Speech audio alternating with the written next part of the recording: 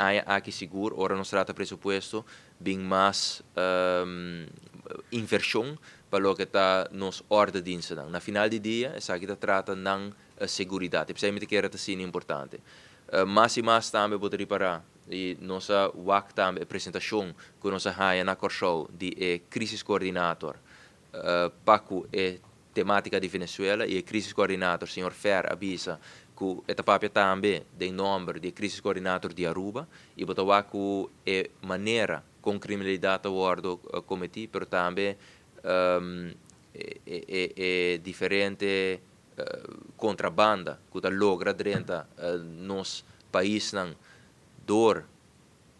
de lancha entre outros tá preocupante. Me quer pensar nos meser vai actuar hopi forte contra isso aqui, me quer instrumento seguro que lo ajuda polícia não den exercer não trabalho tá lei de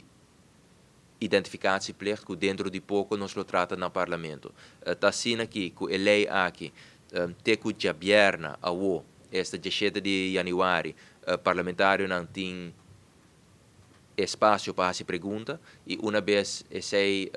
passa nós lo contestar a pergunta na aqui para ser mais lihe nós por trata a lei aqui para bem na figura. Me te quer é importante para tur esnan que elaborar de justiça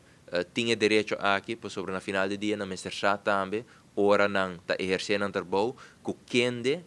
não tá deal e mirando a cifra não que tá vou publicar tur caminho não somente door de NGOs pero também door de governo mesmo pode reparar que a quantidade de pessoas não indocumentadas está crescendo e por isso é muito importante não somente para mitigar o risco aqui door de fortificar o controle na fronteira, pero também para brindar esse não que está fazendo trabalho, esse não que está elaborado em justiça, mais instrumento para a própria segurança. E agora nós não estamos somente referindo a material, pero também na aspecto não de nos lei não como se vai introduzir ou quizás adaptar para não por exercer um trabalho de uma maneira mais safe para nós mesmos.